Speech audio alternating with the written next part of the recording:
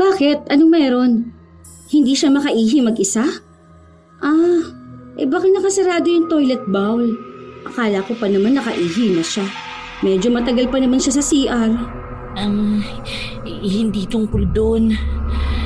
Kasi, Kasi? Anong meron? Bakit parang natatakot ka? May nakita kasi siyang bata sa CR. Nakatayo lang daw doon sa bandang shower. Nakatingin daw sa kanya, tapos puro itim lang daw ang mata. Tumatawa raw tapos nagtatanong sa kanya kung gusto niya makipaglaro ng taguan.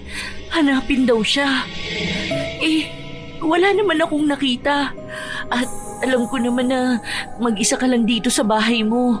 Tapos nung nasa loob kami ng CR, tinuturo niya ng tinuturo Pinagalitan ko nga. Ay, ano ba yan? Pati ako kinikilabutan. Tingnan mo tumataas ang balahibo ko. Paano kung ang tahimik na bahay may itinatagong sigaw na matagal nang gustong makalaya? Isang lihim na binubuhay ng konsensya at isang kaluluwang hindi matahimik sa paghahanap ng hustisya. Sa likod ng mga pader na tila payapa, may mga matang nagmamasid, naghihintay ng muling pagkikita. Hanggang saan kayang itago ang kasalanan kung ang multo ng nakaraan ay ayaw matahimik? Sige, pasok kayo. Sige, okay lang yung sapatos ni Gigi. Pwede naman ako magwalis mamaya Upo muna kayo dyan. Uy, sorry ha, medyo alam mo na, makalat. Inilagay ko kasi lahat ng gamit dito dahil ipaparenovate ko nga yung kwarto ko. Palalakihan ko. Sasakupin na yung hanggang sa likod. Ang liit kasi ng kwarto ko tapos sayang yung space sa likod. Papalagay ako ng sariling banyo. Tapos maliit na studio para kapag mag-live stream ako. Ang laki na nga ng bahay mo Tapos ikaw lang mag-isa rito. Hindi ka ba natatakot? Wala naman akong ibang nararamdaman dito sa bahay ko. Tagal ko na rin nakatira dito. 17 pa lang ako, dito na ako nakatira. Wala ka bang kapatid? Yung parents mo? Matagal nang hiwalay ang parents ko. Tapos yung kapatid ko, matagal naman na yung patay. Bale, ako na lang talaga. Yung mama ko may bagong asawa na. May anak na rin siya doon. Tapos yung papa ko naman, andoon sa ibang bansa. Ang galing no? Namamangha talaga ako sa'yo. Imagine, 17 years old ka pa lang, mag-isa ka na sa buhay. Ako 17, may anak na't lahat-lahat, nakadikit pa rin sa mga magulang ko. Tapos ngayon, sobrang successful mo na sa buhay. Balak mo pang palakihin tong bahay mo. Wala ka bang balak mag-asawa? O magkaroon ng anak? Alam mo, masaya ang bahay kapag may bata. Wala pa yan sa akin sa ngayon. Masaya pa akong maging single. Alam mo naman, ngayon pa lang din yung prime era ko Kasagsagan ng career ko. Kung mag-aasawa ako o magkakaroon ng anak, iba na magiging priorities ko. Sa bagay, iba ka pa naman pagdating dyan sa career mo. Talagang todo bigay ka. Nagpakonsulta ka na ba ng bahay mo? 'Di ba, sinasabi nila bago mo iparenovate, dapat alam mo muna kung may magagambala ka? Hindi naman ako naniniwala sa ganyan. Ang tagal ko na ritong nakatira, wala naman ni isang nagparamdam sa akin. Sabi nga nila, mas matakot ka sa buhay kaysa sa mga kaluluwa na yan. Hindi ka naman nila masasaktan, ano? Yun ang paniniwala ko. Dahil kahit na isang beses, hindi pa naman ako nakaramdam ng kahit na anong kakaiba sa bahay ko. O kahit na saan mang lugar ako magpunta. Minsan kasi, may mga nakakausap ako at sinasabi nilang may nakikita sila sa isang lugar. Tapos kapag ako naman ang nagpupunta, wala naman. Nagpatuloy ako sa pagpapaayos ng bahay ko. Halos 1.5 buwan ang inabot nun. Nang maisaayos na, bumili ako ng mga bagong gamit ko. Matagal ko na itong gustong gawin, kaya talagang nagsikap ako na makapag-ipon. Isang gabi, dahil wala akong pasok kinabukasan, nagbukas ako ng computer para mag-live. Hey guys! Kita nyo naman bago na setup ng room ko. Tapos na kasi ako sa renovation. Tapos, ito na, may sarili na rin akong studio. Sa Monday ko pa i-upload ang house tour ko. Hindi pa ako tapos sa editing. Bata? Anong bata? Baliw kayo. Wala naman akong kasama sa bahay ko. Pasimple pa akong lumingon para tingnan ang sinasabi nilang lokasyon kung nasaan ang bata. Wala naman akong ibang nakikita. Inisip ko na lang na baka niloloko lang nila ako. Pero sa unang pagkakataon ay nagtaasan ang balahibo ko. Parang ang lamig ng batok ko at pabilis ng pabilis ang tibok ng puso ko. Wala akong ibang nakikita. Pero pakiramdam ko, may kasama ako. Pero baka wala lang ito. Inisip ko na lang na baka nadadala lang ako ng mga nababasa ko. Pero hindi talaga sila tumigil. May nagsasabi na palakad-lakad lang sa likod ko yung bata. At kung minsan, nakatayo lang sa pinto habang diretsyong nakatingin sa akin. Naku guys, tigilan niyo ako ha. Kung ano-ano naman yung trip ninyo. Ito na lang. Bumili na lang kayo ng lotion, ha? Maglalagay na lang ako sa yellow basket. Nasa likuran mo na yung bata. Sus, wala naman. Oo nga pala. Sige na guys, off live na ako. Inaantok na ako eh. Ang gulo nyo kasi. Panay kayo bata dyan. Tinapos ko na ang live. Pinakiramdaman ko pa ang paligid. Mahangin. Malamig dahil nakabukas ang aircon ko. Sinubukan kong pagmasdan ng aking paligid. Wala naman akong ibang nakikita. Sinubukan kong lumabas ng kwarto ko. Nakapatay lahat ng ilaw pero wala naman akong ibang nakikita.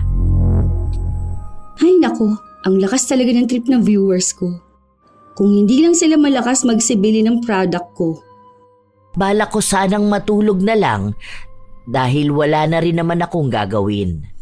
Matapos yon ay may isang kaibigan kong nanonood ang nagpadala sa akin ng screenshot ng live ko kanina. May nakabilog sa likuran ko. May nakatayo pero hindi siya masyadong maaninag dahil parang lumakad siya kaya hindi nakuna ng buo. Doon ako unang beses na kinabahan. Pero inisip ko na lang na baka kalokohan niya lang yun. Lalo na at uso pa naman ang AI sa panahon ngayon. Kaya na nilang mag-imbento ng kung ano-ano sa mga litrato na magmumukhang makatotohanan. Hindi naman ako matatakutin, pero aaminin kong nakaramdam ako ng takot. Itinabi ko ang cellphone ko at natulog na. Ramdam kong mababaw ang tulog ko. Dinig ko ang paligid. Minsan kasi, ganito talaga ako matulog. Lalo na at nasanay ako na mag-isa sa bahay, kailangan maging alerto ako. Dinig na dinig ko ang batang tumatakbo at tumatawa sa loob ng kwarto ko. Para siyang naglalaro, paulit-ulit. Minsan tumatawa siya malapit sa tenga ko. Ramdam ko rin na may umaalog ng higaan ko. Pero hindi ako makagalaw. Para bang pagod na pagod ang buo kong katawan. Hindi ko na alam kung gaano yun katagal. Dahil lang naaalala ko na lang, nagising ako matapos na may tumawag sa akin. Nasa labas pala ng bahay ko si Girlie. Inimbitahan ko sila ng anak niyang magpunta sa bahay dahil wala naman kaming pasok sa trabaho. Oh, ano nangyari sa'yo? Bakit para namang stress na stress ka dyan? Hindi ka ba nakatulog? May problema ka ba? Ano? Hindi ko alam. Pangit lang yata ang panaginip ko. Ang sakit ng ulo ko. Baka naman masama ang pakiramdam mo. Uminom ka na ba ng gamot? May dala na pala akong ulam kasi nagluto ako kanina sa bahay. Naisip kong dalhin na lang dito. Salamat. Sakto, wala pa kasi ako naluluto. Akala ko maaga pa. Hindi ako nag-alarm kasi madalas kapag walang pasok, nagigising ako ng 10:00. Bala ko sanang magluto. Halata nga. Kanina pa ako katok ng katok, wala naman nagbubukas. Akala ko nga walang tao eh. Pero naririnig ko kasi parang may naglalakad sa loob. Kaso hindi naman pinapansin ang pagtawag ko. Ayun, tumawag na lang ako sa phone mo. Naglalakad? Wala namang ibang tao rito. Baka dyan sa kapitbahay yon. Kagigising ko lang as in. Pagtawag mo, bangon agad ako. Kaya nga ang sakit ng ulo ko hindi ba? Ang weird nga ng panaginip ko. Alam mo yung para akong gising pero natutulog naman ako. Pagod. May tawag ata sila dyan eh. Ano ba yun? Sleep paralysis ata yun. Parang gising ang diwa pero hindi maigalaw ang katawan. Nagpa-bless ka na ba ng bahay mo? Hindi pa. Renovation lang naman to. Hindi naman ako nagpagawa ng buong bahay. Kwarto lang ang nagalaw. Mamaya tour kita sa bago kong kwarto. Kahit na. O dapat magpatugtog ka ng worship song bago ka matulog. Kakatakot yan lalo na mag-isa ka lang sa bahay.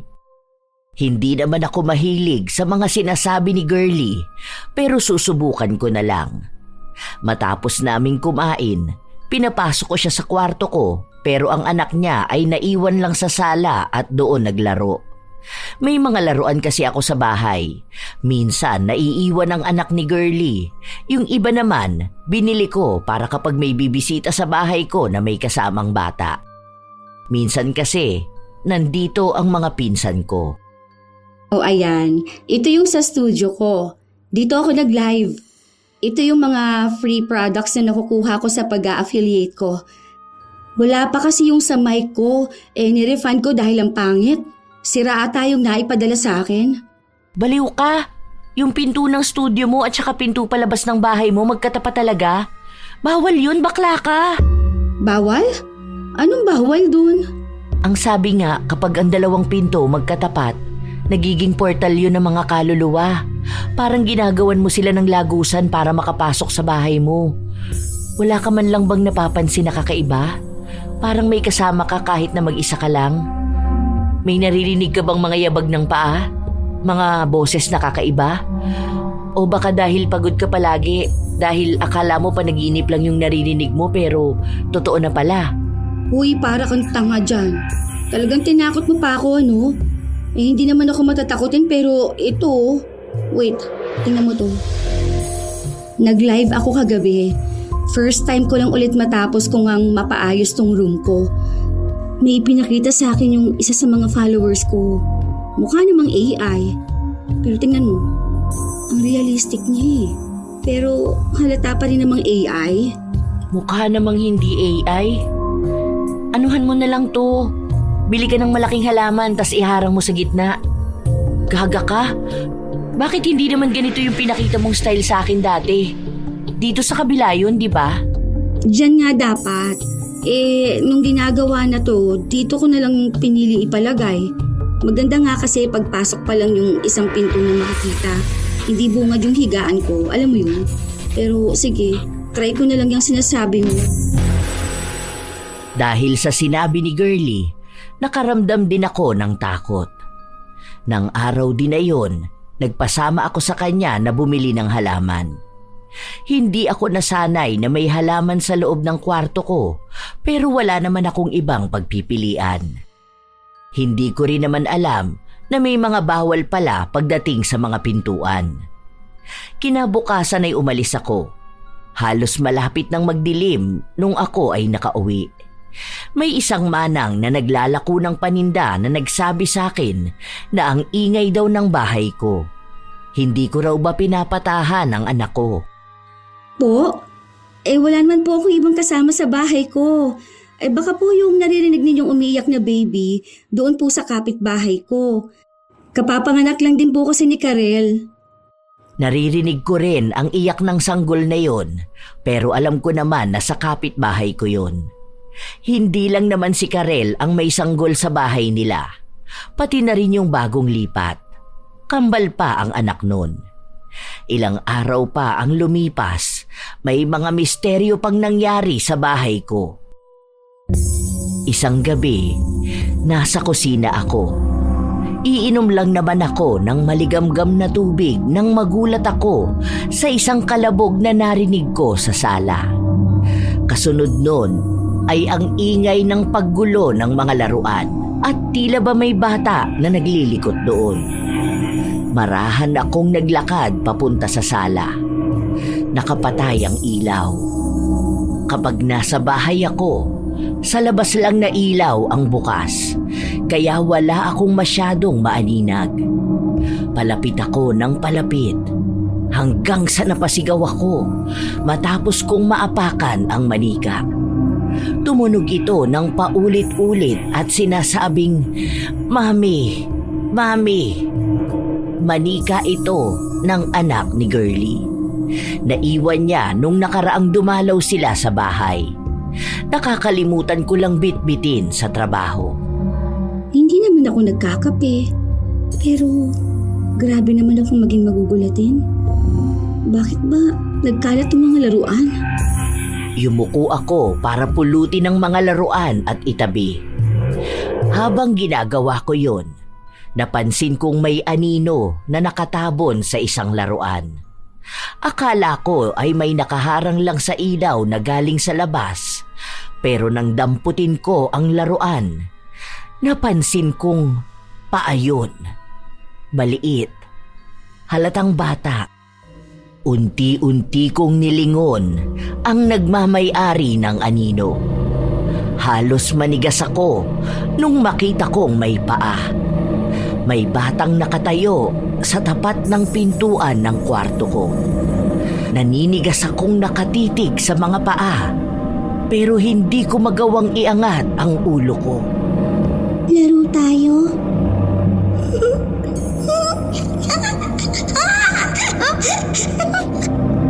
Kasunod nun ay ang pagtakbo niya palapit sa akin. Hindi ako nakagalaw dahil bumagsak na ako ng tuluyan sa sahig. Nagising na lang ako kinaumagahan na sobrang sakit ng ulo. May pasok ako sa trabaho, kaya kahit na masama ang pakiramdam ko, kumilos pa rin ako. Bitbit ko pa rin ang manika. Inilagay ko ito sa tabi ng TV. Habang nasa banyo ako, patuloy kong inaalala ang nangyari kagabi. Panaginip ko lang siguro yun. Baka sa sobrang pagod ko, nakatulog na lang ako sa lapag. Dapat talaga, hindi ako umiinom ng gamot na pampatulog kapag nasa kusina ako. Siguro, dapat magpasok na rin ako ng lagayan ng tubig sa kwarto ko. Wala to. Tinatakot ko lang ang sarili ko.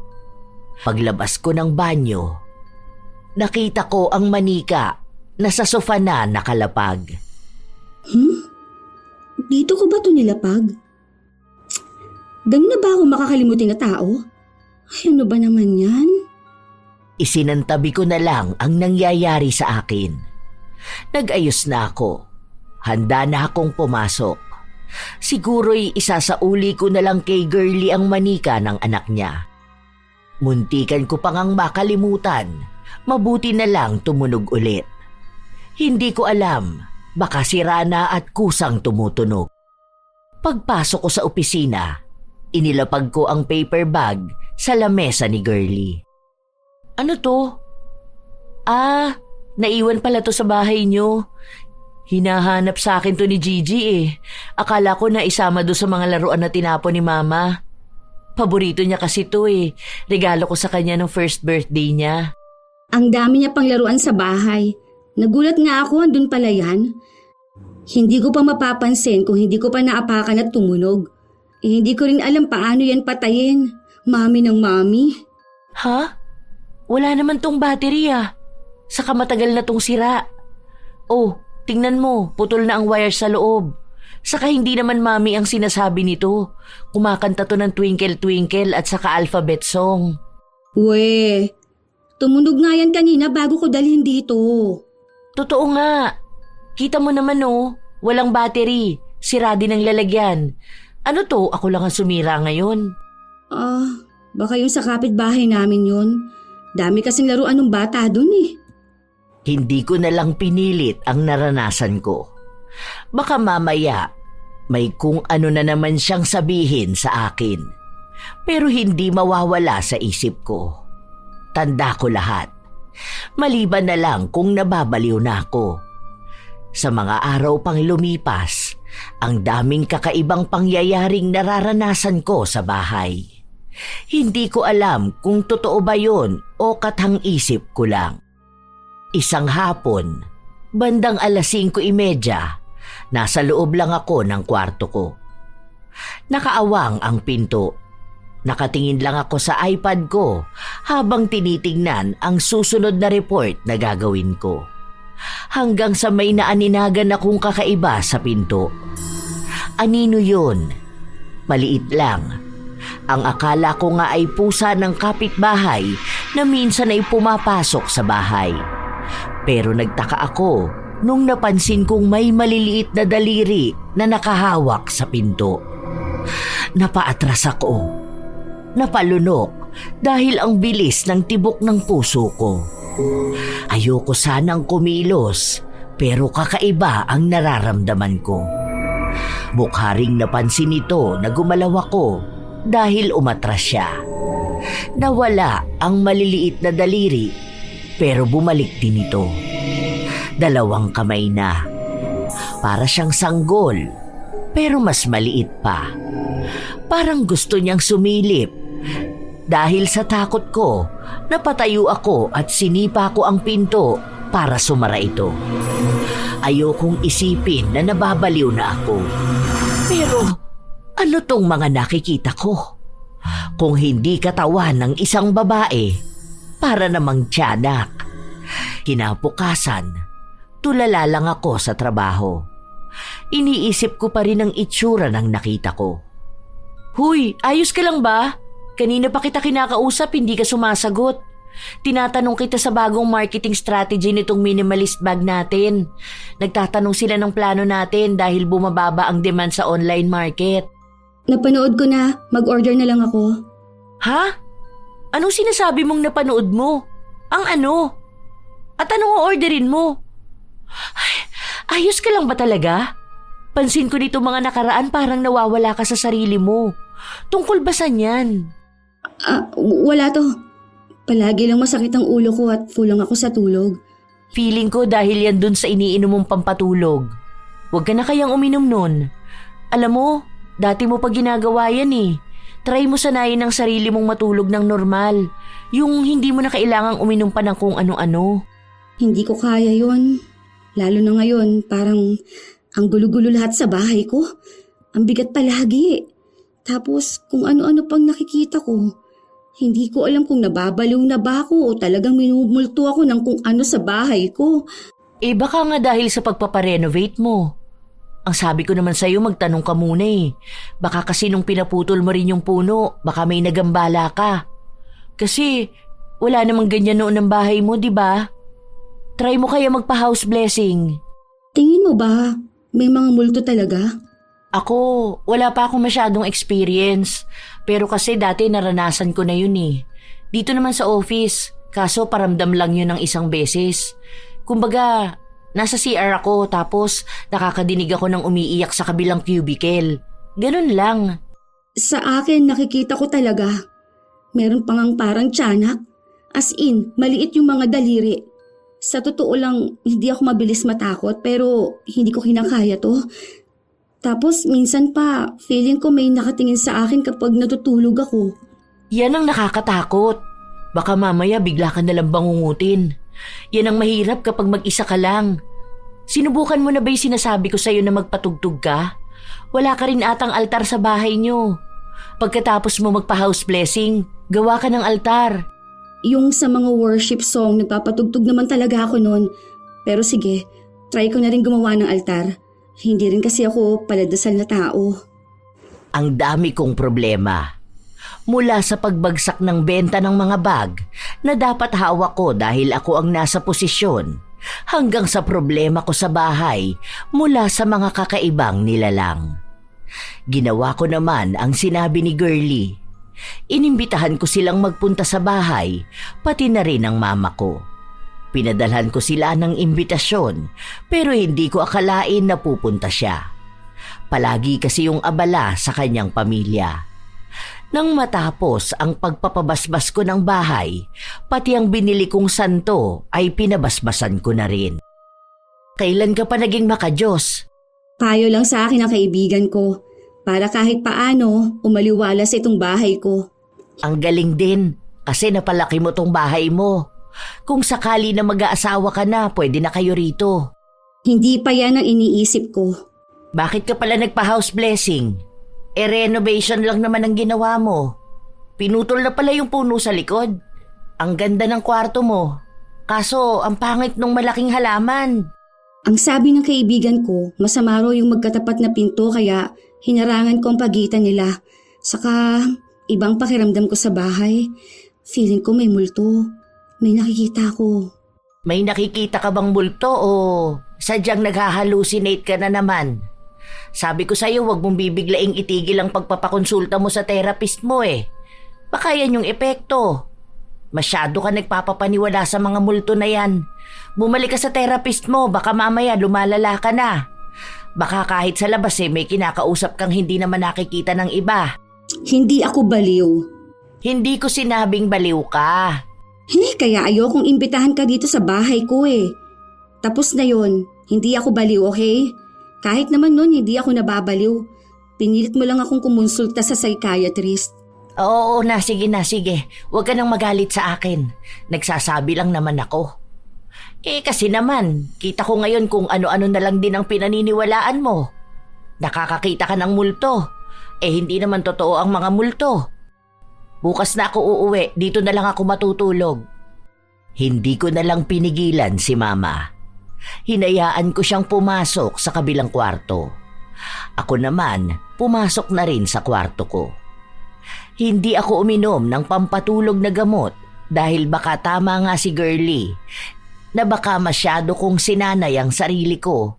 Hindi ko napapansin na malaki ang nagiging epekto nito sa akin. Hanggang sa nagising ako ng 10 oras ng gabi. Iihi dapat ako nang makarinig ako ng ingay sa labas. Sinilip ko yun. Nakita kong bukas ang kwarto ni Mama at may ilaw na lumalabas mula roon. Naisip ko na baka may ginagawa lang siya o baka paalis na rin siya. Babaliwalain ko na sana matapos kong makita muli ang maliliit na daliri na nakakapit sa pintuan ng kwarto ni Mama. Nakaramdam ako ng panlalamig. Maging ang balahibo ko ay nagtayuan. Gusto ko sanang baliwalain, pero nang sandaling sumilip yun, nangilabot ako ng sobra. Nakakatakot. Para nga siyang sanggol na hindi nabuo. Mulat ang mga mata niyang namumula na nakatingin sa akin. Pumasok siya sa loob ng kwarto kung nasaan si Mama. Ako naman, marahan akong lumabas para pumunta doon. Walang tao. Hindi ko alam kung nasaan si Mama, pero ang hinanap ko ay yung maliit na nagpapakita sa akin. Pumasok ako sa loob. Ramdam ko na naroon siya. Nang makita kong nakadikit ito sa pader, napaatras ako. Hindi ako makapagsalita dahil mas lalong bumibilis ang tibok ng puso ko. Ang kakaiba namang nilalang ay unti-unting lumilingon sa akin. Ilang sandali pa ay tumalon ito papunta sa akin at... Hoy, anong ginagawa mo rito? Ano ba? Ano ba? Bakit ka sumisigaw? Anong ginagawa mo dyan? May patingin-tingin ka pa sa paligid. Ano bang hinahanap mo? Yung fetus, Ma. Andito yung sinasabi ko sa'yo. Nakita ko siya, gumagapang siya sa pader. Tapos yung mukha niya nakakatakot. Talagang nababaliw ka na ano? Anong fetus? May nalalaman ka pang nasa pader. Kanina pa ako gising, wala akong nakikita. Patulog pa nga lang ako. Ganyan ka ba pag mag-isa ka lang? Nakakatakot ka namang kasama sa bahay. Hindi ako nababaliw. Nakikita ko talaga, Ma. Andito talaga. Para siyang baby na hindi pa buo. Nakita ko. Naku, malala ka na talaga. Diyos ko, Patutulog na lang ako, tatakutin mo pa ako. Hindi ka siguro uminom ng pampatulog mo, no? Tapos idadamay mo pa ako. Lumabas ka na nga doon. Hayaan mo, maaga akong aalis bukas. Hindi mo na ako kailangang gawan yung mga imbento mo. Pinagtulakan ako ni Mama palabas ng kwarto niya. Gulong-gulo ako. Kitang-kita ko talaga. Hindi ako nananaginip. Alam kong totoo yun. Dahil sa nangyari, hindi na ako nakatulog. Mas lalo akong hindi nakapag-isip ng maayos. Nasa opisina ako pero ang utak ko ay nasa bahay. Hanggang sa kinausap ako ng kaibigan ko. Meron pa rin pala?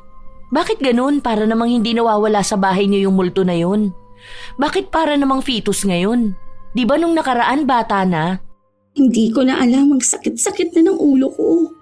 Yung bahay mo ba, inyo yun talaga noon? Oo, kasi bahay pa yun ng lola namin. Naalala ko na doon pa kami nakatira kasama si lola. Tapos napunta lang naman sa akin yung bahay nung nag-asawa na ng iba si mama. Tapos ako na lang mag-isa nasa bahay. Baka naman luma na yung multo sa bahay mo. Kumbaga parang ngayon lang nabubulabog. Wala bang namatay sa bahay na yun? Baby, bata, o ano ba? Wala naman. Si lola lang naman nung matandang-matanda na talaga siya. Kung lola kong nagmumulto, di ba? Dapat matandang babae. Kaso bata. Tapos yung isa, halatang hindi pa ata na ipapanganak. Bakit kaya hindi mo tanungin ng mama mo? Baka naman noon may pinalaglag siya sa bahay na yun. Baka yung sinasabi mo na fetus naman yung anak niya dapat. Malay mo naman may hindi ka alam sa bahay niyo. Hindi ako nakakibo sa sinabi niya. Pero tumatak sa isip ko ang mga salita na yon. Hanggang sa muli akong nakauwi sa bahay. Ako na naman mag-isa, kasama ang mga nilalang na hindi ko maintindihan. Hindi naman ako pwedeng umalis dito dahil bahay ko na to. Sayang naman ang pagpapagawa ko rito kung aalisin ko lang. Isa pa, dapat silang mga multo ang umalis ng bahay ko. Gagawin ko na lang siguro ang sinabi sa akin ni Girlie na humingi ng tulong sa mga eksperto. Wala pa lang talaga akong nakakausap. Ilang araw pa ang nakalipas, halos gabi-gabing nagpaparamdam ang dalawang kaluluwa sa akin. Dalawa lang talaga, pero mas madalas ang batang babae. Isang gabi, habang mahimbing ang tulog ko, nagising ako matapos na marinig ang pagbulong sa akin. Maglaro tayo? Hanapin mo ko. Hindi ako makakilos, pero dinig ko ang pagtakbo niya sa gilid ko. Paulit-ulit niya akong inaaya maglaro. Nararamdaman ko rin ang malamig niyang presensya. Hanggang sa gumising ako kinabukasan, pansin kong may hampas ng maliliit na kamay ang braso ko. Nakabakat ang pamumula dahil maputi ako. Bumigat din ang bandang paanan ko para itong dinaganan. Nailalakad ko naman pero ramdam kong mabigat ito. Nang makaligo ako, nawala naman ang marka ng kamay sa katawan ko. Pagkalabas ko ng bahay, nagsasarado pa lang ako ng pinto. Nilapitan ako ng kapitbahay namin. Pinagsabihan ako na wag akong maingay kapag gabi na. Kasi para daw ang dami kong kinakalkal sa bahay ko. Ang ingay raw, lalo na doon sa kwarto na katapat lang nila. Ang tinutukoy niyang kwarto ay yung gamit ni Mama kapag nandito siya. Pero paano yun iingay kung wala namang tao roon? Pero hindi ko yun sinabi sa kanya. Humingi na lang ako ng pasensya. Pagpasok ko sa trabaho, nakasabay ko si Girlie. May pilay ka ba? Wala. Ewan ko ba? Bakit ang bigat? Halata bang iika-ika ako? Nadaganan ko ata ito nung natutulog ako. O baka pulikat, hindi ko lang napansin. Pahiran mo mamaya ng kating ko. Meron ako dun sa lamesa ko, papahiram ko na lang sa'yo. Pansin ko na hindi ka na naman nakatulog ng maayos. Ginulo ka ba ng multo sa bahay nyo? Nananaginip lang ako. Ay, ang sabi ko kasi sa'yo, umalis ka na sa bahay mo eh. Ang kulit mo rin eh, no? Sa susunod niyan talagang babangungutin ka na. Ayoko naman. Hindi naman ganun kadali kasi yun. Baka aalis din ng mga multo na yun. Bahay ko yun ano. Pwede mo naman ibenta, tapos bumili ka ng ibang bahay. O tapos yung ibang multo naman na makikita ko. Saan ba kasi yung albularyo kamo na sinasabi mo? Samahan mo kaya ako. Sige, pero dapat kahapon pa. Next week na lang kita sasamahan doon. Isang beses lang yun sa isang linggo eh. Kada Thursday lang. Hayaan mo, sasamahan kita. Pwede tayo magpaalam half day ano. Mabilis lang naman yun, basta agahan natin. Tingin mo, ang mga multo ba lumalaki? Lumalaki? Kumbaga, katulad natin, kung anong taon na tayo, ganun din sila. Kumbaga, namatay sila nung baby pa lang sila, magiging matanda rin ba sila? Kunwari, 10 years na silang patay, tapos dadagdag sa kanila yon? Malamang hindi. Patay na nga sila eh. Kaluluwa na lang sila. Kung anong edad nila nung namatay sila, ganung edad lang din sila nung nakikita mo sila. Bakit may multo? Ang babata nung nasa bahay.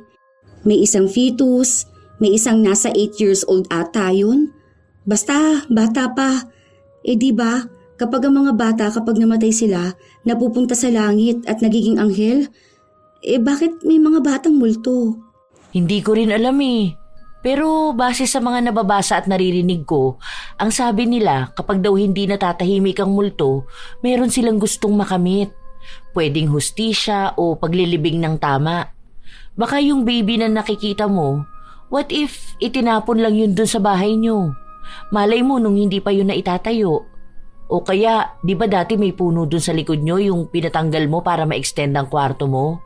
What if doon lang nakalibing, di ba? Yun ang hindi natin alam kasi mamaya gumawa nun mama mo. Hindi na ako kumibo. Napatango na lang ako at nag-isip. Para mawala sa isip ko ang kababalaghan sa bahay, nagpakaabala na lang ako sa trabaho ko. Kahit minsan, parang may pumupulupot sa binti ko, kaya kumikirot ito. Hindi pa ako nagpapatingin sa doktor dahil mukhang hindi rin naman malala. Gabi na nung umuwi ako. Nagpakapagod talaga ako para kahit na paano makakuha naman ako ng antok nang hindi na kinakailangang uminom ng gamot. Habang naglalakad ako pa uwi, walang gaanong tao. Payapa naman akong naglalakad pa uwi hanggang sa may napansin ako sa anino ko. Nakita ko lang yun matapos na bumukas ang ilaw sa likuran ko at tumama sa akin ang liwanag. Akala ko ay namamalikmata lang ako. Bumibigat ang lakad ko, katulad rin ng pagbigat ng dibdib ko. Pilit kong pinapalakas ang loob ko. Dahil baka pagtama ang hinala ko, dito ako sa kalsada mawala ng malay. Sinadya kong dumaan sa liwanag para maipakita ang anino ko. Halos mabitawan ko ang lahat ng hawak ko nang makita kong hindi ako nag-iisa. Dahil kitang-kita ko ang anino ng isang tila sanggol na nakakapit sa binti ko. Napalakad na lang ako ng mabilis para walang ibang makapansin ng nangyayari sa akin. Pag-uwi ko ng bahay, agad akong napadasal. Kinuha ko pa ang rosaryo na nasa santo at isinuot ito. Masakit pa rin ang binti ko, kaya alam kong nakakapit pa rin sa akin ang kakaibang nilalang. Ayoko mang takutin ang sarili ko, pero talagang yon ang nangyayari. Lumipas ang ilan pang mga araw, inilihim ko sa kahit na kanino ang nangyayari sa akin. Minsan ay umiiwas ako sa ilaw dahil natatakot akong makita ang anino ko. Natatakot din akong may makakita. Dahil sa nangyayari sa akin, naging malaki ang epekto nito sa buhay ko, maging sa trabaho ko. Isang araw, walang pasok sa trabaho. Kailangan kong mag-live dahil mawawalan ako ng isa pang pagkakakitaan. Kahit na alam kong may nangyayari sa bahay ko, kailangan ko pa ring magpakatatag. Nasa yellow basket siya ngayon, mga mima ko. 3 pagpipilian nyo. Yung number 1 para sa mga mapuputi. Yung number 2 naman para sa mga morena. At yung number 2 ang medyo darker skin. Check nyo maigi kung ano ha. Napaatras ako matapos kong maramdaman ang laruan na dumaan sa paanan ko. Dinampot ko ito. Paano naman ako nagkaroon ng laruan dito?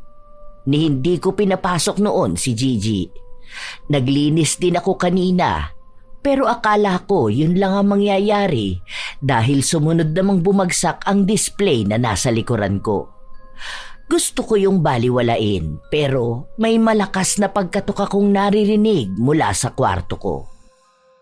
Sandali lang mga mima. Pause lang ako ng live. Comment lang kayo ng mga tanong nyo. Babalikan ko kayo mamaya. Comment done, check out na rin, okay? Balik ako. May parcel ata ako eh. Nag-pause ako ng live ko, saka ako tumayo. Pagbukas ko ng pinto, nakaamoy ako ng kakaiba. Parang amoy sanggol na bagong panganak. Amoy alkohol na hindi ko maipaliwanag. Ang buong akala ko, ganun lang yun. Pero nangilabot ako matapos kong marinig ang ingay ng isang sanggol. Galing yon sa kabilang kwarto. Halatang hindi galing sa kabilang bahay. Huminga ako ng malalim bago ako lumabas ng kwarto ko. Pero pagdating ko sa kabila, nawala na ang pag-iyak.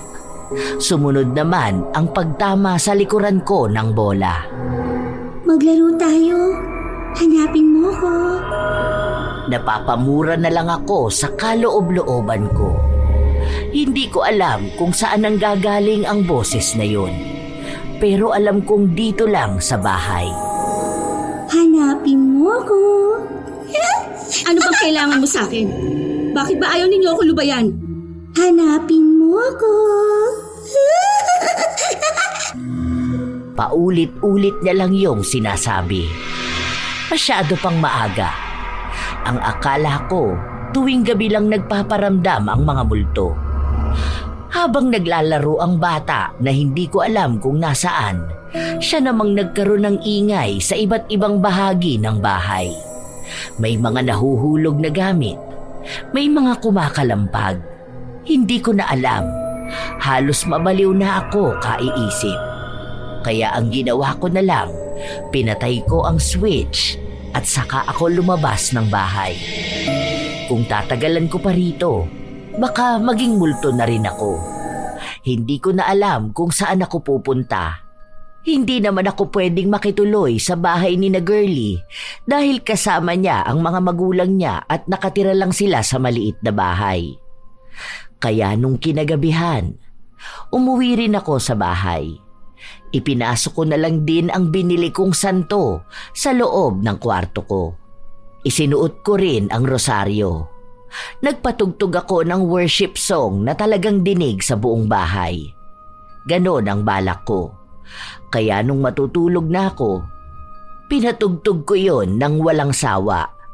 Mukha rin namang nakatulong sa akin dahil wala akong ibang nararamdaman. Hanggang sa nakatulog ako. Ilang araw na ganon. Kaya ang akala ko, hindi na talaga ako makakaramdam ng kakaiba. Hanggang sa isang araw, habang nasa banyo ako at naliligo, napatitig ako sa salamin. Hindi sa sarili kong refleksyon, kundi sa nakikita kong kakaiba. Malabo ang salamin dahil sa mainit na shower kanina. Sino ka ba talaga? Ano bang problema mo? Bakit ba nagugulo ka sa akin? Wala akong nakakausap dahil wala namang sumasagot sa akin. Ang naririnig ko lang, iyak ng sanggol. Palakas yun ng palakas hanggang sa napansin kong nasa itaas ko yun. Nanginginig ang buo kong katawan pero hindi ako makakilos. Sa salamin lang ako nakatingin. Pero nakikita ko mula sa gilid ng mga mata ko na may sanggol na nasa pader. Andun lang siya, iyak ng iyak. Napapikit ako at napaupo. Patuloy akong nagdarasal pero hindi nawawala ang pag-iyak ng sanggol. Hanggang sa tumigil ito. Pinakiramdaman ko pa ang paligid. Nung mapansin kong wala na, idinilat ko ang mga mata ko nang ang bumungad sa akin ay ang mukha ng batang babae. Magkalapit ang mukha namin. Nakangiti siya pero nakakakilabot. Ang mga mata niya ay itim na itim. Maging ang ugat sa mga mata niya, markado ito ng itim. Laro tayo? Ah! Lumayan niyo ako! Utang na loob! Ah! Sinubukan kong tumakbo pero nadulas ako. Dahil sa maling bagsak ko, tumama ang aking likod sa sahig. Sobrang sakit. Hindi ako makakilos ng maayos. Doon ko mas lalong natanaw ang dalawa. Isang batang babae at isang sanggol. Nakadungaw sa akin ang mukha ng bata na para bang nakatitig siya sa akin habang nakahiga ako. Ang sanggol naman, nasa kisame. Nakakapit siya sa taas pero nakaikot ang ulo niya at diretso na nakatingin sa akin. Hindi ako makahinga. Nakikita ko pang tumutulo sa mukha ko ang dugo mula sa sanggol. Gusto mo bang magtagu-taguan? Tigilan niyo na ako! Hindi ako masyadong makapagsalita dahil masakit pa rin ang katawan ko. Mabuti na lang ay nasa lababo lang ang cellphone ko. Agad kong tinawagan si Girlie. Umiiyak akong humingi ng tulong sa kanya. May hawak siya ng isang susi ng bahay ko dahil sabi niya kapag kailangan ko ng tulong, hindi na siya mahihirapan na puntahan ako. Naabutan niya ako sa banyo at siya ang tumulong sa akin na dalhin ako sa ospital. Mabuti na lang at nabalian lang ako, kaya nakauwi pa rin ako. Okay lang ba sa'yo na dito ka na lang muna? Kahit hanggang ngayon lang? Siguro naman bukas makakakilos na ako. Papasok din ako sa trabaho. Hindi pwede tong ganito. Ang laki ng epekto nitong nangyayari sa akin sa trabaho ko. Sige, pwede naman.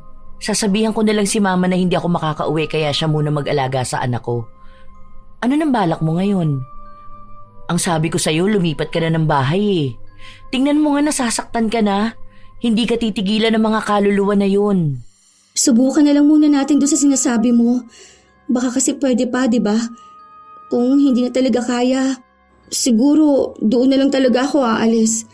Pero salamat pa rin na tinutulungan mo ko. Tatanawin ko itong malaking utang na loob. Sa mga araw pang lumipas, pilit kong tinatatagan ang sarili ko. Hindi ako pwedeng basta na lang matakot. Dahil gusto kong ipaglaban ang bahay ko. Isang gabi, bago ko pumunta sa albularyo, nakatulog ako sa sofa dahil sa sobrang pagod ko. Nagising na lang ako nang may bumubulong sa akin. Yung batang babae na naman. Umiiyak siya. Tinatawag ka niya. Hindi ko siya pinansin, maging ang ingay ng sanggol na umiiyak sa kabilang kwarto. Gusto ko pa sanang magpatuloy sa pagtulog, pero mas lalo kong naramdaman na may mabigat sa dibdib ko. At yung iyak ng sanggol, mas malapit na sa akin. Patahanin mo siya. Umiiyak siya. Nagdasal na lang ako, paulit-ulit sa utak ko, kahit na hindi ako makahinga. Ang gulo na ng naririnig ko. Iyak ng sanggol at boses ng bata.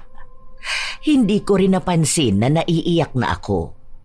Pero kailangan kong magpakatatag. Alam kong bukas matatapos na rin itong lahat.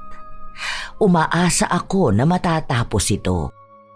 Wala akong tulog hanggang sa kinabukasan. Agad na rin akong umalis para magkita kami ni Girlie. Hindi ka nakatulog ng maayos? Hindi. Ang bigat ng dibdib ko. Iyak ng iyak yung sanggol. Tapos ginugulo rin ako ng batang babae.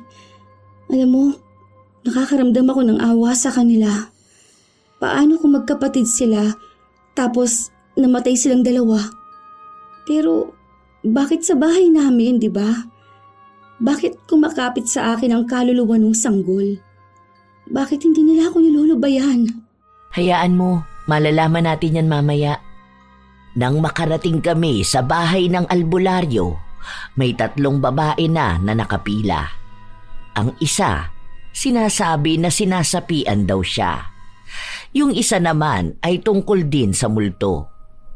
Nang sa amin na natapat ang albularyo, hindi pa ako nagsasabi, mukhang alam na niya ang kailangan ko. Sinabi niya sa akin na iisa lang naman daw ang hiling ng kaluluwa, ang mabigyan siya ng maayos na libing. Maayos na libing? Paano ko naman malalaman kung nasaan sila para ilibing ko? Sinabi ng albularyo na alam ko kung nasaan at wag na akong magpanggap. Wala pa akong naikukwento sa kanya, pero mukhang alam na niya ang nangyari sa buhay ko. Hindi ako makapagsalita, lalo na nung sinabi niya sa akin na ako lang ang makapagpapatahimik sa kaluluwa na tinatakasan ko. Dahil kahit saan ako magpunta, bit-bit ko ang kaluluwa na yon. Kahit lumipat ako ng bahay, kakambal na siya ng konsensya ko.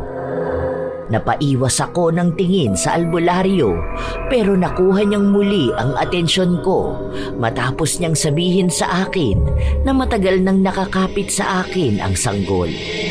Hindi ko lang daw napapansin. O ngayon ko lang nabigyan ng atensyon. Itinuro niya rin ang binti ko na siyang matagal nang nananakit. Hindi ko gets. Paanong bitbit niya yung kaluluwa ng sanggol? Anong meron? Sinabi lang sa kanya ng albularyo na ako lang ang makakasagot nun dahil ako ang may alam ng buong katotohanan. Hindi niya sinabi kay Girlie kahit na muli siyang tinanong nito. Binigyan din ako ng payo ng albularyo na kung gusto kong makalaya, dapat gawin ko ito sa mas maayos na paraan. Dahil kung patuloy kong tatakbuhan ang nakaraan, hindi ako patatahimikin ng konsensya ko, kahit palubayan na ako ng kaluluwa. Umuwi ako ng bahay. Hindi ako nakapasok ng trabaho habang si Girlie kailangan niyang pumasok. Nasa bahay ako, nakatulala. Alam ko ang sinasabi sa akin ng albularyo, pero bakit parang ako itong hindi makabitaw? Tinawagan ko si Mama para pumunta sa bahay. Nung una ay ayaw niya pa, pero pinilit ko siya dahil sa importanteng bagay na dapat naming pag-usapan. Oh, ano naman problema doon? Para sa ganyan lang kailangan mo pa akong kausapin. Ay ano naman kung nagpalaglag ka nung 17 years old ka? Eh kung hindi ka rin naman kasi tanga, bakit mo naman itinago yung anak mo? Hindi mo inilibing. Ano bang tingin mo sa kanya? Souvenir? Kaya talagang mumultuhin ka nun. Inistorbo mo pa talaga ako. Yan pa talagang sasabihin mo sa akin. Kaya nga kita pinapunta rito para magkaroon man lang ako ng karamay, di ba? Ewan ko ba kasi sa'yo. Maganda naman na ang karir mo. Ano pa bang kailangan mong gawin? Gusto mo na ba magkaroon ng asawa? Sige, ayos lang din yon. Kung gusto mo na magkaroon ng anak, sige lang din. Para matigil ka na dyan sa paniniwala mong minumulto ka ng anak mo. Eh ni hindi pa nga yun na ipapanganak tapos mumultuhin ka. Nababaliw ka na kasi talaga. Tingnan mo, may nagpaparamdam ba sa atin? May nakikita ba tayong pitos na gumagapang? Wala naman, di ba? Sa isip mo lang yan ganyan. Mag-anak ka na para mabaling sa ibang atensyon mo. Ilibing mo yung pinalaglag mo tapos kalimutan mo na. 8 taon na ang nakakalipas, Charmaine. Mag-move on ka na. Wala akong nakuhang kahit na anong magandang salita mula kay Mama. Nagmamadali rin siyang umuwi at iniwan ako sa bahay. Dahil wala naman akong ibang malalapitan. Wala akong kaibigan. Tinawagan ko si Girlie. Pinakiusapan ko siya na kahit dumaan lang muna siya sa bahay kapag natapos na ang trabaho niya. Pumayag naman siya. Habang naghihintay ako sa kanya, wala akong ibang naramdaman sa bahay.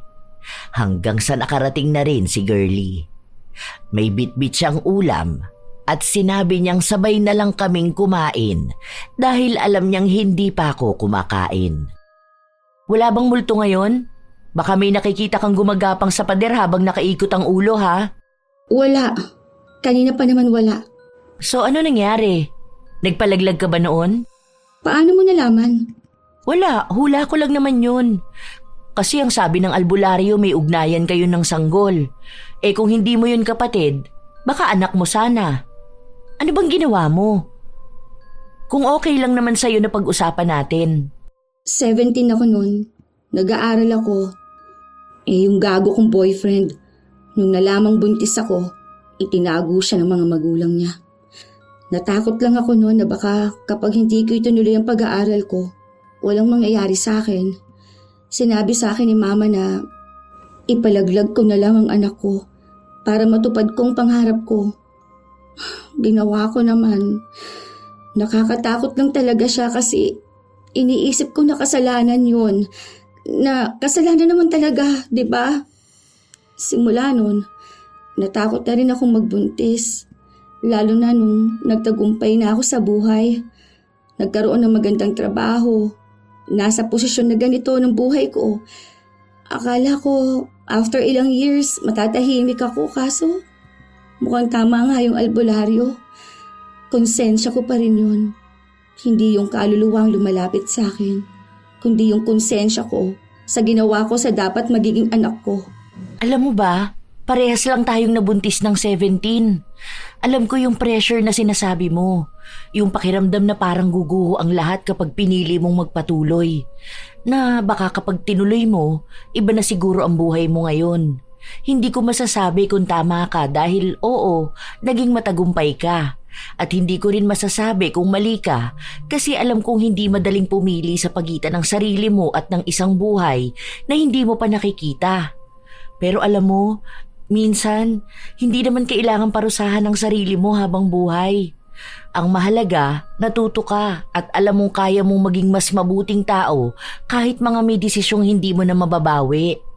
Ang bigat ng nakaraan, oo, pero hindi ibig sabihin nun wala ka ng karapatang maging payapa. Lahat tayo may bahid, pero hindi yun sukatan ng kabuuan natin bilang tao. Kung kaya mong patawarin ang sarili mo, yun na siguro ang pinakamagandang simula. Pati na rin sa dapat mong magiging anak. Subukan mong bigyan siya ng maayos na libing, di ba? Yun lang naman siguro ang kailangan niya para manahimik siya. Ibigay mo na lang. Sabayan mo na lang din ang panalangin para sa kapayapaan ng kaluluwa niya at para na rin sa paglaya mo sa konsensya. Salamat ha. Wala kasi ako napala sa nanay ko kanina. Alam ko rin naman talaga na pinili ko to eh. Pero kasi, alam mo yun, may guilt talaga. Oo, naiintindihan kita. Pero kung magfo-focus ka sa guilt na yan, baka wala ka na ring patunguhan. Maging malaking aral na lang din to sa'yo. Palagi ka lang magdasal. Hindi ko napigilan ang maging emosyonal. Kahit paano, may tao ako na paglabasan ng hinanakit ko. Ang tagal ko rin kasing kinimkim ang aking kasalanan. Parang simula nung gawin kong kumitil ng inosenteng buhay, bit-bit ko na siya kahit na ilang taon pa ang nakalipas. Nang umalis na si Girlie, pumasok ako sa loob ng kabilang kwarto, kung saan kinuha ko ang maliit na kahon sa ilalim ng kama.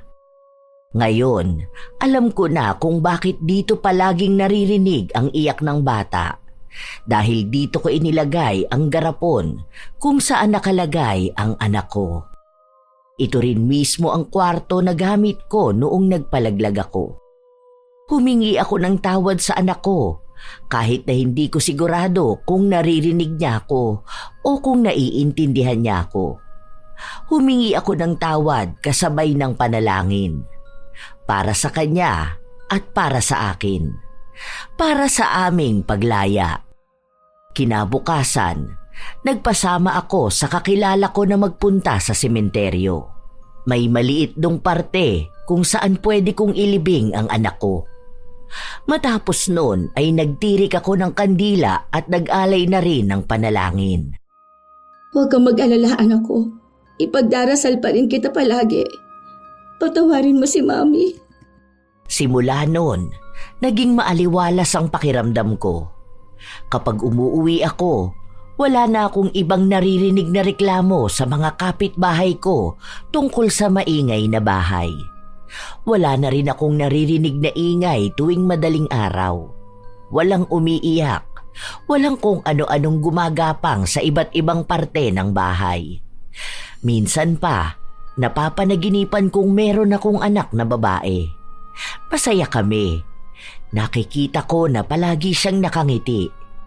Iniisip ko na lang din na baka yun ang paraan ng anak ko para sabihing pinapatawad na niya ako. Hindi ko rin naman kinakalimutan na magdasal. Hanggang sa inimbitahan ko ulit sa bahay sina Girlie at ang anak niya. Mas okay ka ngayon. Ang ganda palagi ng gising mo, no? Hindi ka na ganun ka-stressed, hindi tulad noon? Oo, ang gaan na rin ang bahay ko. Tama nga ang albularyo. Ako lang din ang nagpapabigat ng buhay ko. Napanaginipan ko nga may bata raw akong sinusuklayan. Tapos, ang saya-saya naming dalawa. Baka yun ang anak ko, no?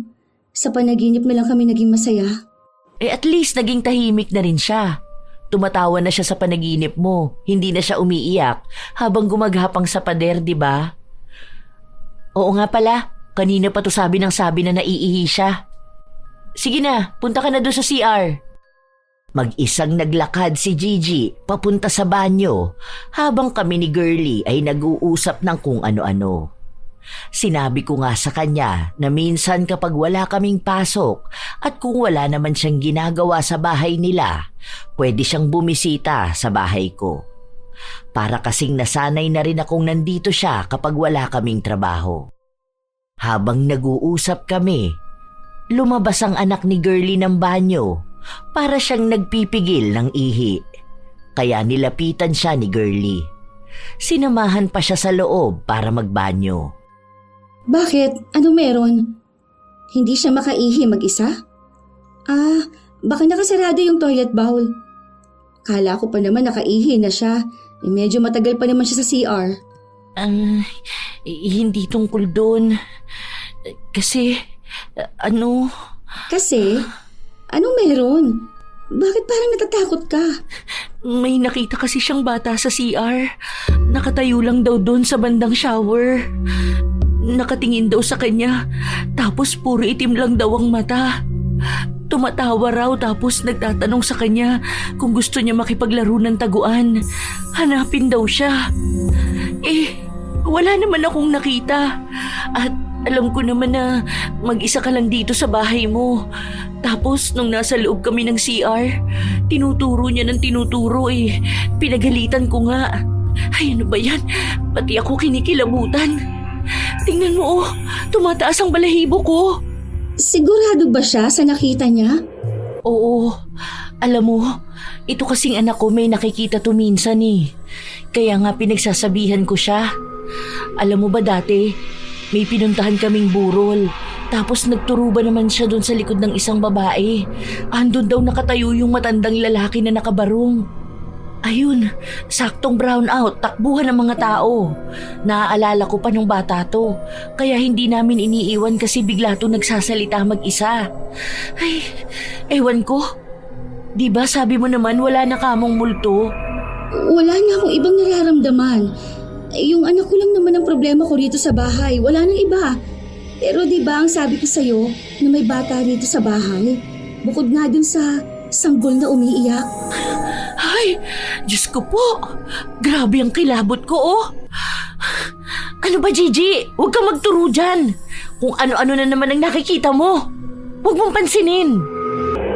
Nagpapatuloy si Gigi na magturo sa banyo. Pero pinalo ng kanyang ina ang kamay niya at pinagsabihan siya na hindi niya dapat ginagawa yon. Pero tama naman si Gigi. dahil nakikita ko rin ang batang babae na nasa banyo at nakasilip sa amin. Hindi na nawala sa isip ko ang pangyayari na yon. Tapos na ako sa anak ko. Sino naman ang bata na yon? Isa ba siyang kaluluwa na nagambala ko? Paano ko naman siya mapapaalis sa bahay ko? Pinilit kong manatiling kalmado. Alam kong magagawa kong lampasan ito. Nagpatuloy ang mga araw. Nagtatanong sa akin si Girlie kung ano nang nangyari sa bata. Ang sagot ko sa kanya ay pare-pareho lang. Hindi ko alam kung paano ko mapapaalis. Nagbigay na nga ako ng alay katulad ng sinabi niya. Nagtirik na rin ako ng kandila at nanalangin. Hanggang sa isang gabi, walang kuryente at tanging kandila lang ang gamit ko. Maulan din nun, kaya may ingay ang bubong at malamig ang paligid. Nakikiramdam ako. Nagpapanggap na walang alam sa nangyayari. Nakatingin ako sa cellphone ko. Mahina lang ang brightness, pero pansin ko sa gilid ng mga mata ko na may batang nakatayo sa gilid ko. Hindi ko pinapahalata na natatakot ako dahil ang sabi ni Girlie, kapag ginawa ko yon ay mas lalo akong matatakot. Laro tayo? Hanapin mo ko. Hindi ako kumikibo. Sige lang ako sa pag-scroll sa phone ko. Laro tayo? Hanapin mo ako. Nanginginig na ang kamay ko. Sinubukan ko ring magpatugtog at kumanta. Baka sakaling lubayan niya ako. Natatakot na ako. Mas lalong lumalamig ang paligid ko. Sabayan pa ng sobrang dumilim na paligid. Hanapin mo ko. Matapos niyang sabihin yon ay nawala na siya. Doon lang ako nakahinga kahit na paano. Wala pa ring kuryente kaya hindi pa ako makatulog. Dagdag pa itong bata na ang kulit-kulit at gustong makipaglaro sa akin. Ilang sandali pa, narinig kong may nahulog sa baba. May nasipa kasi ako na nasa kama ko. Sinubukan kong gumamit ng flashlight. Napansin kong may laruan. Pero bago ko yun pulutin, ay bumungad sa akin ang mukha ng bata. Laro tayo. Hanapin mo ko, ha? Ano bang kailangan mo sa akin, ha? Maglalaro lang naman tayo. Gusto kong hanapin mo ko. Pwede bang lubayan mo ko? Hindi kita kilala. Wala akong kasalanan sa'yo. Basta, hanapin mo ko. Maglalaro tayo. Yabag niya lang ang narinig kong tumatakbo palayo. Malakas ang kabog ng dibdib ko. Sumasabay pa ang malakas na kidlat. Ayoko siyang sundin dahil hindi ko naman siya kilala. Hindi ko alam kung anong mangyayari kapag nakita ko siya o hindi. Pero pinilit ko pa rin siyang hanapin. Wala pang kuryente, kaya sobrang dilim ng bahay. Natatalisod pa ako sa paghahanap sa kanya. Hindi ko naman alam kung saan siya makikita. Isa pa, bakit ba ako nakikipaglaro sa bata? Hindi dyan. Please lang, ayoko na. Hanapin mo ko. Sinusundan ko na lang kung saan siya bumubulong. Papasok sa kusina, pero wala naman siya. Sinilip ko sa ilalim ng lamesa. Wala akong nakita. Hanapin mo ko. Lumakad pa ako at hindi ko alam kung bakit dinadala ako papunta sa likod ng kusina. Matagal nang hindi nabubuksan yon dahil tambakan lang naman yon ng mga lumang gamit. Ayokong buksan. Balak ko na nga sanang tumalikod pero narinig ko na naman ang boses ng bata. Malapit na. Hanapin mo ako.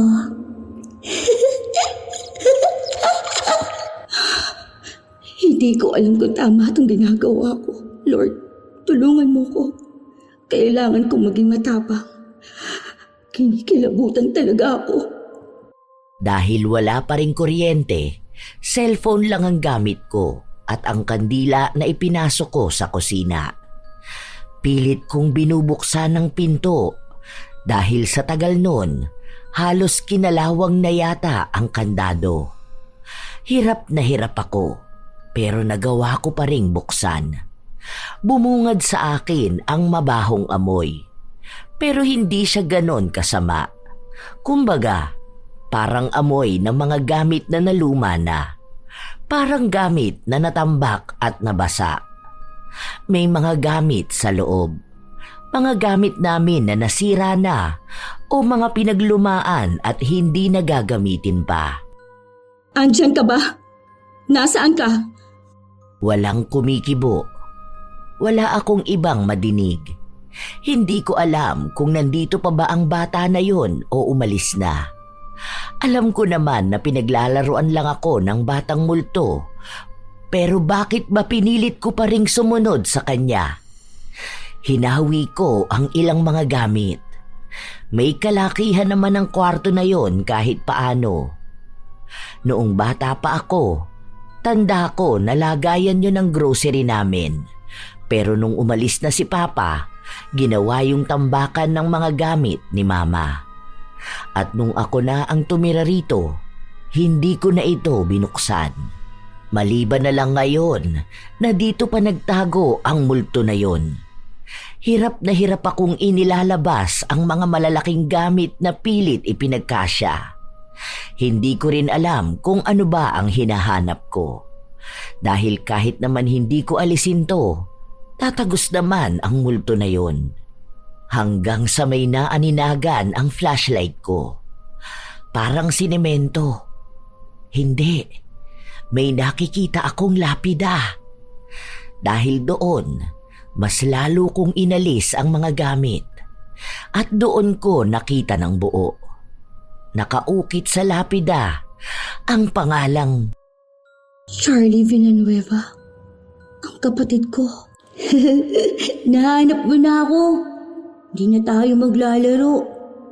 Nanghina ako sa nakita ko. Kasabay na rin ang napaiyak ako. Kaya pala hindi masabi sa akin ni Mama kung saan ko pwedeng dalawin ng kapatid ko. Dito niya mismo sa bahay inilibing. Ngayon lang din unti-unting pumasok sa utak ko lahat. Dito ko mas napagtagpi-tagpi ang mga bagay noon. Matapos mamatay ng kapatid ko dahil na-aksidente siya. Doon na nag-away sina Mama at Papa. Bata pa ako noon. Nasa 10 taong gulang pa lang ako. Yun din ang dahilan kaya sila naghiwalay dahil nagsisisihan silang dalawa. Ilang sandali pa, nagkaroon na ng kuryente at doon ko mas nakita ng malinaw. Kinabukasan, tinawagan ko si Mama at pinapupunta sa bahay. Pinilit ko siya kahit na ayaw niya.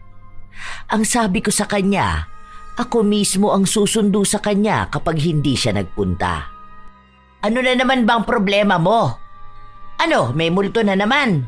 Nagluluksa ka sa anak na ipinalaglag mo noon. Ano? Tungkol kay Charlie. Anong tungkol sa kanya? Kaya pala ayaw niyo akong pinapapunta sa sementeryo. Dahil wala pala siya doon. Ano bang sinasabi mo? Bakit sa dami ng paglilibingan mo sa kanya? Dito pa sa loob ng bahay.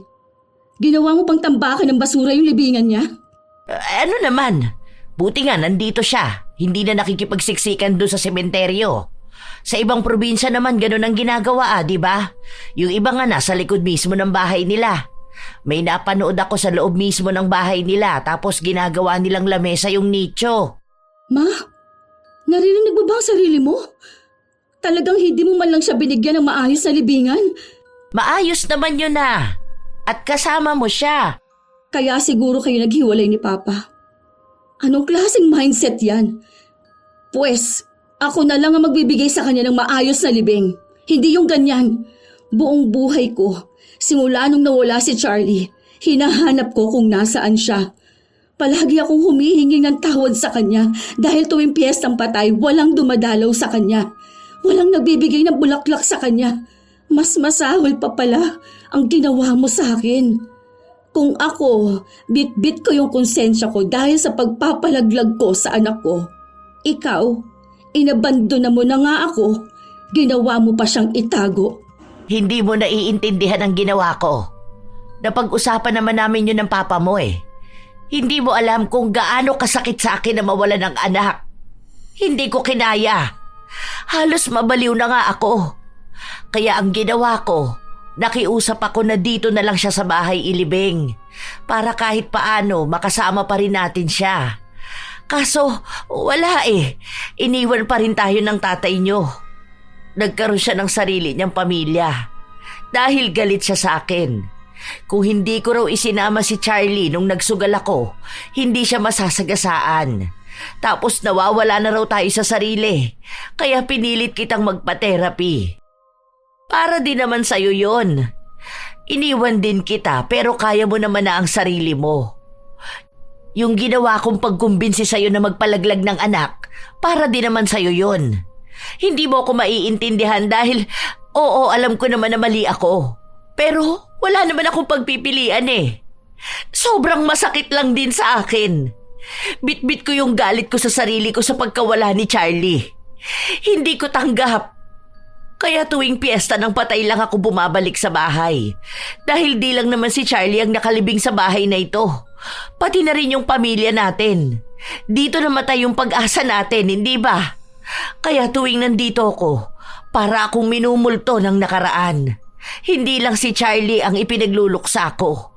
Pati yung buhay sana natin kung hindi siya namatay. Hindi na ako nakapagsalita pa. Nakikita ko kung paanong umiyak si Mama sa harapan ko. Doon lang ako nakaramdam ng awa sa kanya. Kahit naman ako namatay na rin eh. Buhay pa tong katawan ko. Pero nung namatay si Charlie, kasama niya ako. Lalo akong paulit-ulit na namatay nung nasira ang pamilya natin. Akala mo ba kaluluwa lang ang nagmumulto? Mas malupit pa sa kaluluwa ng namayapa ang multo ng nakaraan, ng galit. Samahan mo kung ipalibing ng maayos si Charlie para matahimik na ang kaluluwa niya. Para matahimik na rin tayo. Kahit wag mo nang dalawin ang multo ng pamilya natin sa bahay na to. Hayaan mo lang mamahinga ng maayos ang kapatid ko bago pa sumapit ang piyesta ng patay para may tamang lugar para dalawin siya. Napapayag ko si Mama. Kaya ng araw din na yun ay gumawa na kami ng paraan kung paano maililibing ng maayos si Charlie. Tumawag din ako kay Girlie dahil halos 1 linggo kaming walang pasok sa trabaho. Humingi ako sa kanya ng 1 araw lang para makiramay sa amin. Hindi naman siya tumanggi. Doon ko sa kanya ipinaliwanag ang lahat. Kaya mas lalo niyang naintindihan ang mga nangyayari. Nang matapos ang paglibing kay Charlie sa sementeryo, saka naman kami nagtirik ng kandila. Yun na rin ang huling beses na nagkita kami ni Mama. Sa bahay naman, maaliwalas na. Totoong wala na talaga akong nararamdamang kakaiba. Ano nang nararamdaman mo niyan ngayon? Maayos na ako. Ang gaan na ng pakiramdam ko. Wala na rin nag-aaya sa akin makipaglaro ng taguan. Paano? Nahanap ko na siya. Ang tagal nun, no? Ang tagal niyang nakatago. Kung hindi ka pa nagmatapang, hindi mo siya makikita. Grabe, bigla akong kinilabutan na. Naaalala ko pa pag kumakain tayo sa kusina. Nagtanong pa ako kung anong kwarto yun. Tapos ang sabi mo lang sa akin, tambakan ka mo ng mga gamit nyo. May iba pa palang nakatago dun. Oo nga pala. Anong balak niyan sa undas? Pupunta kami sa probinsya. Yun ang sabi ni Mama. Gagamitin daw namin yung sasakyan ni Kuya kasi baka nga raw wala kaming masakyan nun. Ikaw ba? Anong balak mo? Wala.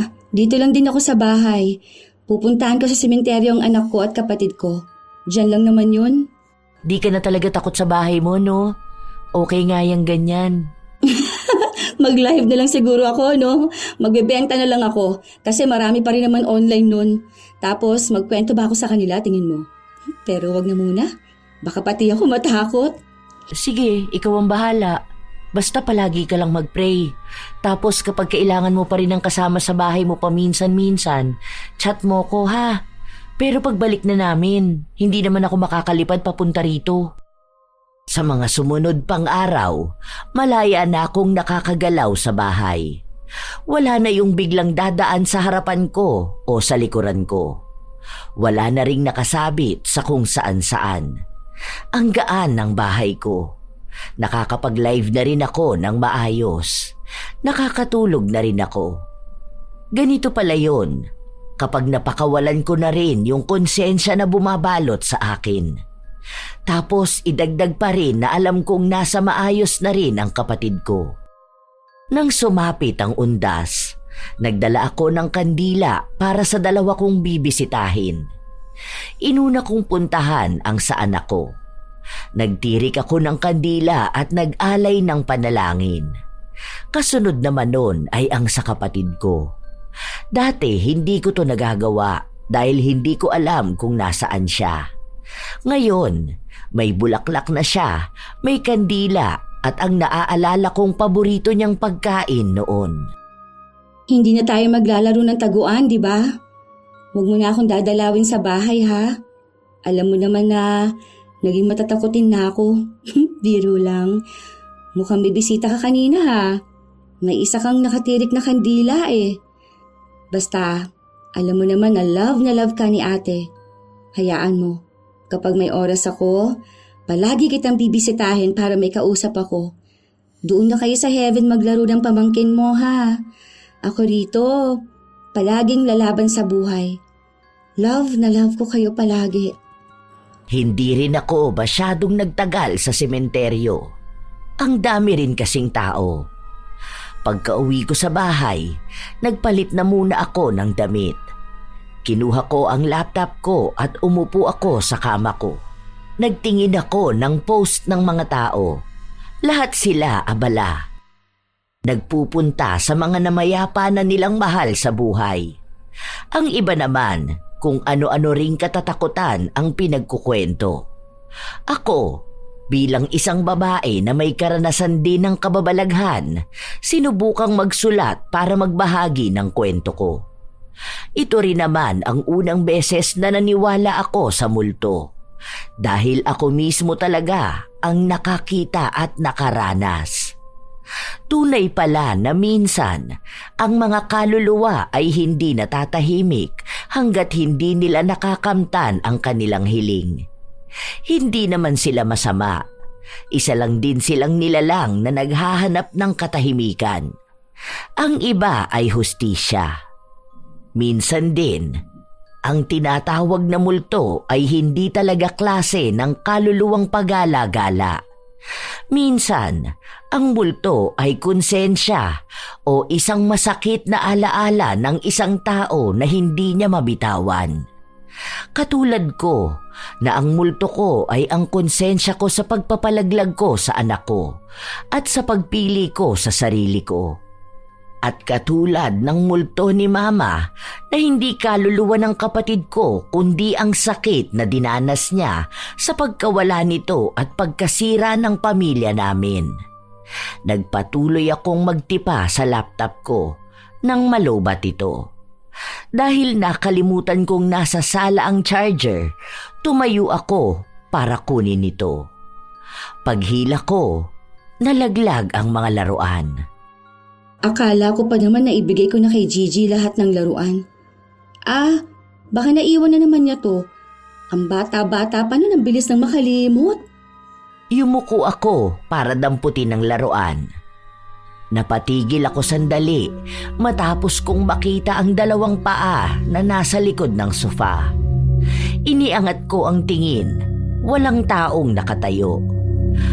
Pero pagtingin ko sa baba, may mga paa. Kulubot na ito kaya halatang matanda na. Hindi ko alam kung anong nangyayari sa akin. kaya binaliwala ko na lang. Mariin akong napapikit at tumalikod. Hindi na ako lumingon dahil nagmamadali na akong pumasok sa loob ng kwarto ko. Utang na loob. Sana naman, guni-guni ko na lang ito. Dahil ayoko nang makakita ng multo. Tama na yung dalawa lang. Nabigyan ko na sila ng maayos na libing. Huwag na sanang masundan pa ng ibang kaluluwa.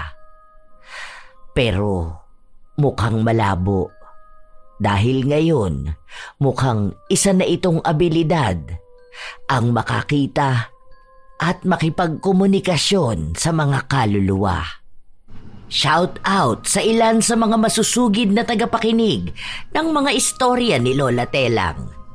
Charmaine Ebon, Berto, Sherlyn Huntilla, Juvie Tejero, Maria Ligaya, Elez Zel, Ain Buen, Ako si Noy, Agnes Fernando Lazaro, Skyler and Yani TV, Sara Bulaon, Cecil Vlog 64, Josephine De Peñosa, Liza Takada, Vilma Claude, Ramil Fariolin.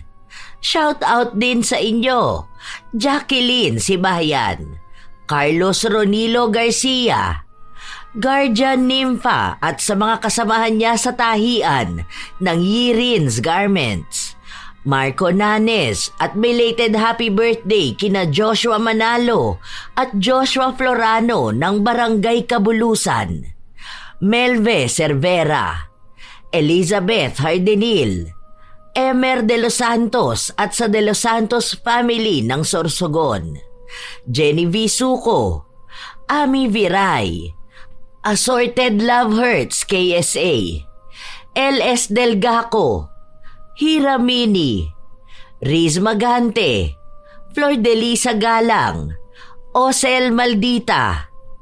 Shout out sa inyo mga apo ko, Razon Yao, Milrose Demate, Angel Cancelier, Jaime Constantino, Jennifer Makasinag, Alma Naong, Pureza Tagiwalo, Rachel Whitney, Gami Neil Francisco at sa kanyang asawa na si Dada Neil Francisco, Arvid Shane Hoiberg Channel, Irisabella Tuazon, Febe Ranyada, Mike James Tapak, Wilma Leses, Leonisa Cobo, Lurian Vitalicio, Jenny Suzuki, Raquel Hasegawa and to her husband Mitsuru, Sydney Crosswind at sa kanyang anak na si Christine Lane Bandoho, Supladang Pasaway, Lovely Rose Roa at Princess Rain Roa Alawami, Kimpoy Feliciano, Hazel Fiesta, Marida Lightworker, Gia Gigi, Francisco Neng, Jeremy Saranillo Francisco, Matt Sarol, Mel Santarita, Esteli Reyes at sa Reyes family ng Marikina City, AJ Chua, Vicky Yabut, Roy Lacandalo, Josefina Fuelias, Robert Crimen, Cherry May Libiran, Roslyn Mangilin, Ray Galedo at sa Galedo family ng Kabuyaw, Laguna, sa buong Team Manok ng Amsik Angeles City, Pampanga, Maria Lee Nakagawa, Elise Padilla, Lynn Hasegawa, Lydia Lopez, Gemstone Claro, Angelina Ignacio, Ami Bag, Rosalina Bugayong, Ami Yong, Lance MBB. Ito ang inyong Lola Telang at maraming salamat sa lagi ninyong pakikinig mga apo.